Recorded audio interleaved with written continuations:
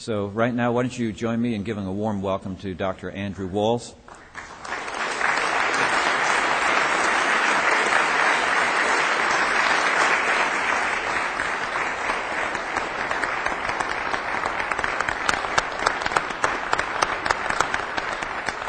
He will continue to address us on landmarks in African Christian history. Dr. Walls. Thank you, Dr. Pocock, and thank you all.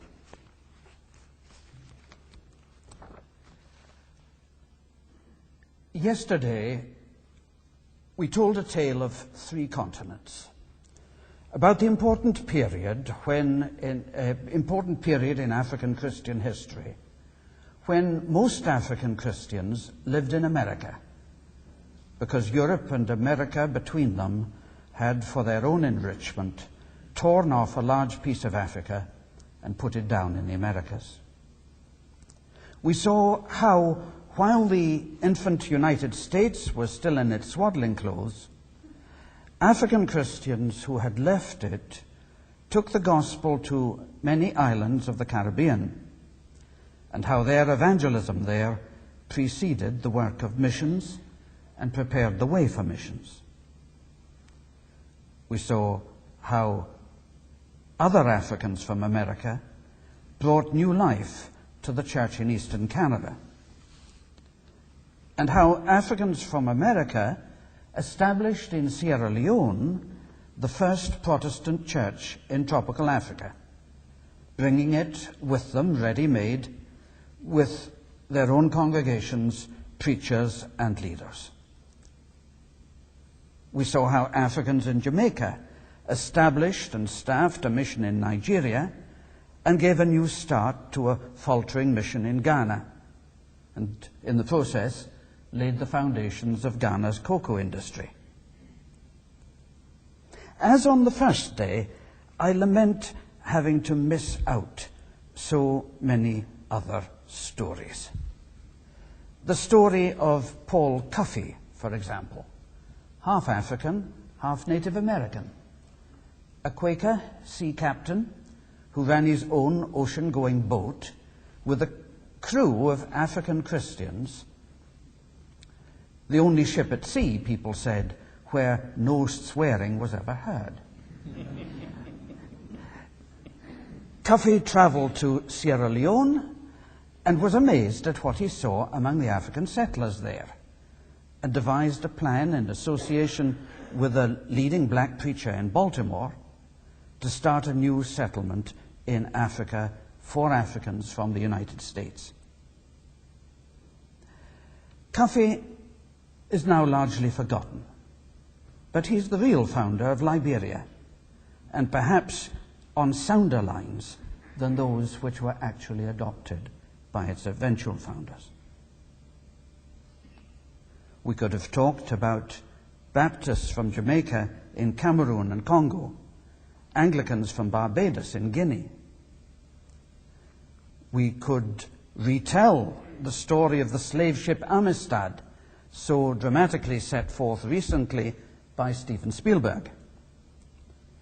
Much of Spielberg's movie version is true to fact, but there are some interesting omissions.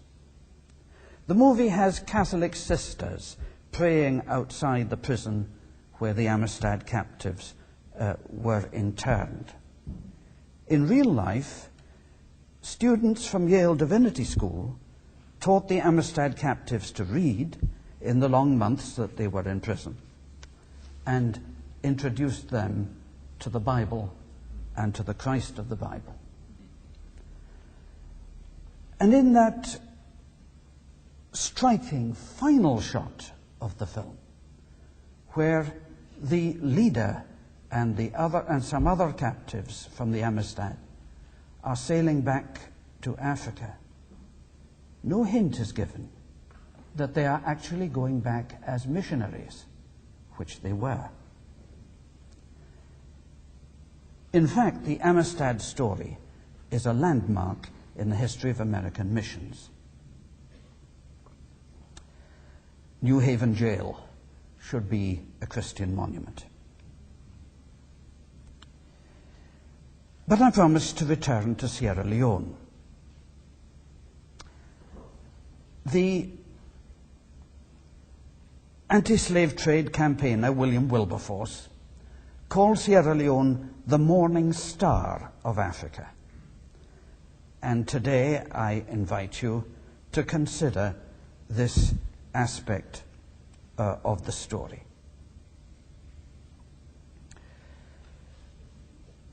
It's a tiny country. We must not think of the modern Republic of Sierra Leone. That was created in the last decade of the 19th century by a British-French colonial carve-up.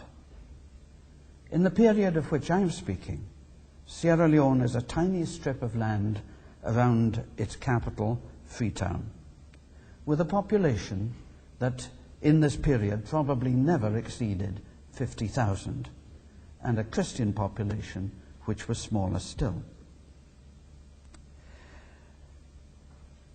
We saw yesterday those demobilized soldiers from the black regiments of the British Army in the Revolutionary War.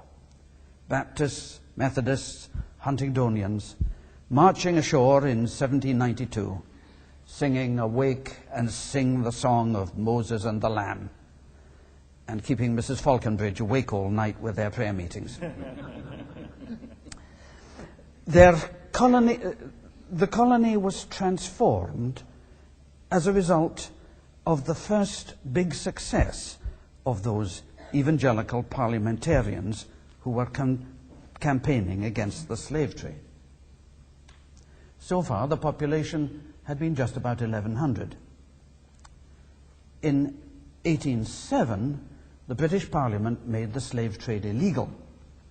Within a few years, most other European countries had done the same. The British Navy was appointed to police the operation. A ship on the high seas suspected of carrying slaves could be stopped, searched, and brought to Freetown. There, a court adjudicated on whether the cargo consisted of slaves. If it so determined, the ship and its contents were confiscated, and the ship sold at public auction. But what to do with the human cargo? There was no way in which these people could be sent home. There was nothing to do but to leave them in Sierra Leone. And they came by the 100 and the 1,000 as more and more ships were brought in. These were people who had never reached the Americas. They were uprooted, disoriented, often ill, grievously frightened. A single ship might contain people from many different areas with no common language among them. The first idea was that the new arrivals should live with the settlers from Nova Scotia, learning Christian teaching and Christian customs from them. But there were soon far too many for this. The old settlers were many times outnumbered by the new ones. So the government set up villages with names like Regent, Charlotte, Leopold, Kent, Sussex, Wilberforce, Wellington, and invited missions from Britain to organize them, promising to build a church and a school in every village if the missions would supply the pastors and the school teachers. The missions struggled to meet the challenge. Never did they meet the objective of a pastor and a schoolmaster for every village. It was wonderful when they could get one person to do both jobs. The Nova Scotian settlers did their own missionary work, not always to the missionaries' liking. One of the Anglican missionaries speaks of his fear of them as a sad mongrel set of Baptists, etc. The joint efforts of the missions and the mongrel Baptists within 20 years or so meant that the people from the slave ships had become a Christian community with a higher rate of literacy and a higher proportion of the population at school than almost any European nation. By the end of the 19th century, the German mission historian Gustav Warneck could write, "Sierra Leone is today an evangelical land." The member of this community who was to become best known to history was a Yoruba from what is now western Nigeria, called Ajay. He was a boy of 13 when his town was destroyed and burnt by raiders and the population rounded up as slaves. He's left his own vivid account, indeed two accounts, of what it feels like to be torn from relatives, of the miseries of war, of being bought and sold half a dozen times before coming into the hands of European slave traders at the coast. The fear generated by the sea voyage, the brief battle at sea, and the capture by the British Navy, the journey to Freetown, and the strange world of church and school that he met there. When he was born, a diviner told his parents that he must not be dedicated to any of the Yoruba Orisha, the minor divinities, because he was going to be a servant of the supreme god, Olorun. You may recall that yesterday I mentioned a diviner in the Ghanaian state of Akwapim gave the prophecy that the missions should be welcomed because they would do good things for the country. Such stories of diviners' prophecies crop up all over Africa, and they're worth pondering. Think of Balaam. Think of the Magi at the Nativity. At any rate, in Sierra Leone, Ajay did become a servant of the Supreme God. He was baptized, taking the name, or being given the name, of an English clergyman, Samuel Crowther. He became the brightest student in the colony, entered the service of the mission, became an outstanding teacher and evangelist. And he did a new thing, preaching in Yoruba. The missionaries preached in English, so even when they were not English, so that even the imam of the mosque came to listen. Once again, we have two parallel stories, one starting in England, one in Africa. In England, the fight against the slave trade was still a major concern for evangelical Christians. Making it illegal had not stopped it. Indeed, more slaves were crossing the Atlantic 30 years later than in the days when the trade was still legal.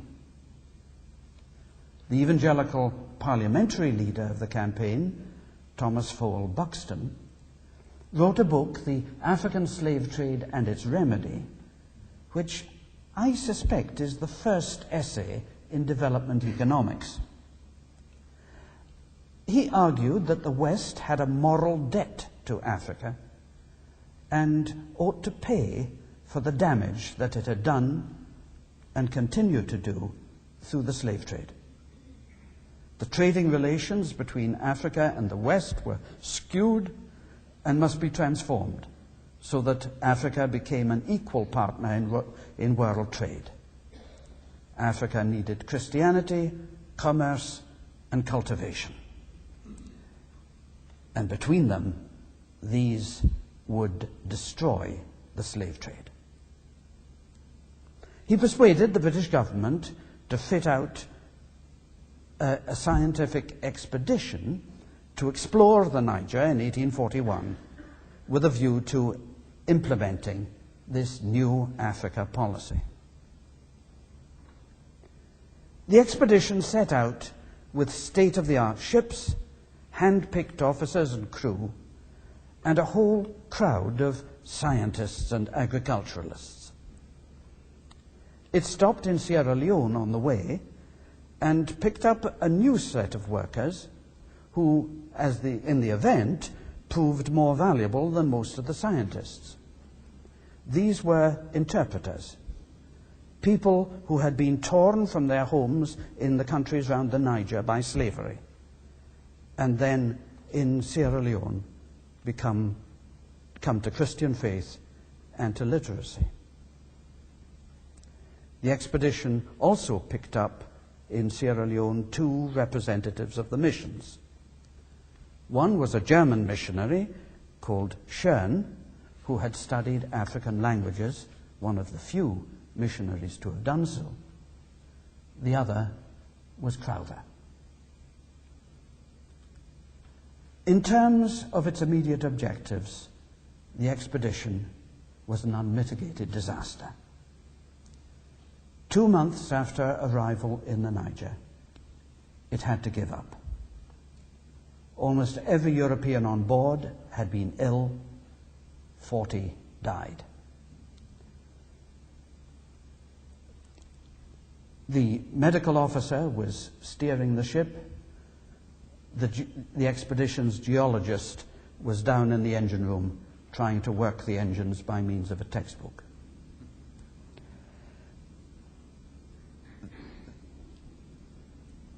The government gave up any idea of helping Africa.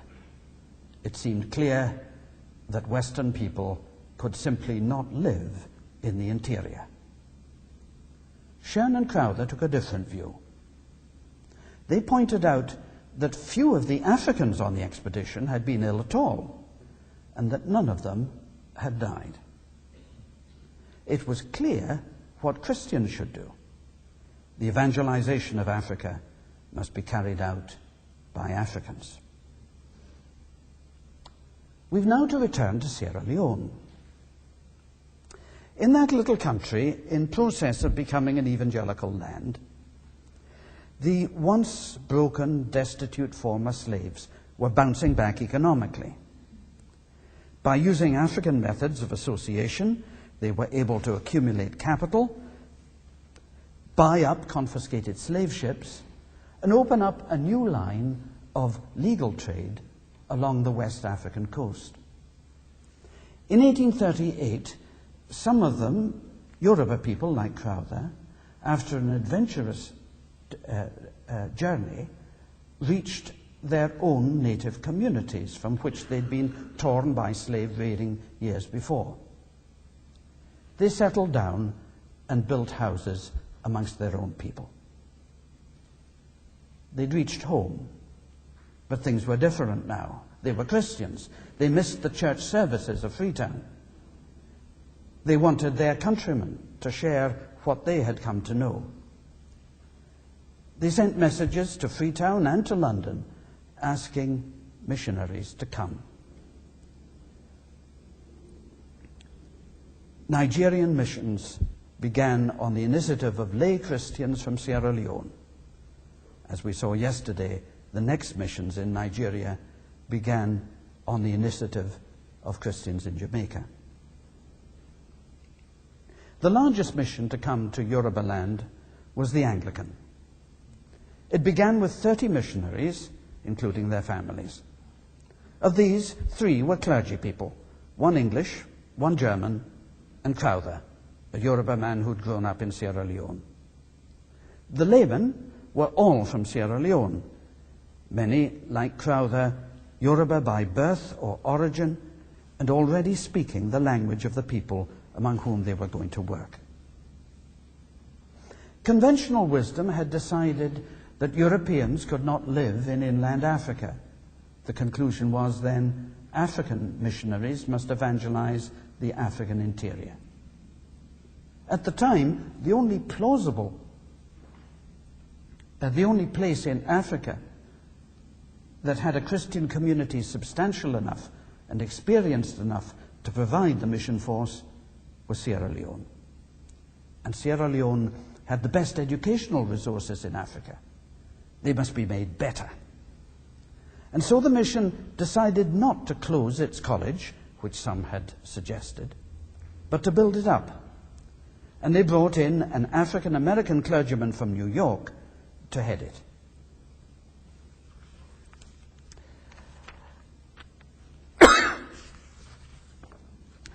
By the 1850s, the college had moved to higher studies, teaching Hebrew, teaching Arabic for Muslim outreach, and developing research into African languages. By the 1870s, students could follow degree courses in arts and theology from an English university. This is the college in which I had the honor of serving in the 50s and 60s. And Sierra Leone, because of the former slaves who formed its main population and who came from all over Western Central Africa, there were native speakers of almost any African language you could count on. The little country was a vast language laboratory. And in the 1840s and 1850s, the science of African comparative languages, linguistics, was born in Sierra Leone. And from the little country in the next half century came literally hundreds of missionaries, ordained and lay, who served all over West Africa. Indeed, in the 1880s, the Methodist mission sent someone from Sierra Leone all the way round to the Kenya coast to open a new mission there. The most famous of these missionaries was, of course, Samuel Crowther, translator, pioneer of dialogue with Muslims, evangelist, collector of proverbs. But he was leader of a whole mission entirely staffed by Africans, most of them born or raised in Sierra Leone. And from 1864, he did so as a bishop of the Church of England. Alas, it did not last. Attitudes in mission changed as the colonial era dawned. Things went wrong, as things do go wrong in Christian work. And perhaps Sierra Leone had been overstretched, borne too heavy a burden. Whereas once there had been a shortage of missionaries, there were now crowds of eager, devout, but inexperienced young people going to the mission field with strong ideas of what ought to be done. And changes in medicine were keeping them alive longer. The young men burst in, and for reasons good and bad, Crowther's African clergy were brushed aside, many of them dismissed. The old bishop died broken-hearted and was replaced by an Englishman. Many of the young men from England died or went home broken in health. At least one of them lived to change his mind. And to contrast the value of raw young recruits from England who burned themselves out in a year or two with the steady workers from Sierra Leone who, under much lower pay and much harder conditions, cheerfully accepted the long haul. Sierra Leoneans spread out all over Africa, as traders, as professionals, as colonial government officials. Time and again they went as Christians. They held their family prayers on their verandas. They stopped work on Sunday. They sang hymns and prayed and explained what they were doing. Sierra Leoneans time and again provided the first point of contact for the Christian faith in countless locations. For 100 years, Sierra Leone was a great missionary nation, the morning star of Africa. There are many other stories we could have chosen to illustrate this phase of the gospel in Africa in the 19th century. We could, for instance, have gone to Uganda and seen young people who'd been Christians only a very short time, literally giving their bodies to be burnt for the faith of Christ. Or how others there became the evangelists of their neighbors, becoming, in effect, foreign missionaries across the gap of language and culture. The greatest name among them is Apollo Kivibulaya, a truly apostolic man, and of him nothing speaks more eloquently than the manner of his death. The custom of his people required that he be buried with his head facing his home. "No," said Apollo, "bury me with my head facing Congo, where I have been appointed to preach the gospel." Of such, the world is not worthy. Yet none of them received what had been promised. God had planned something better for us, that only together with us would they be made perfect.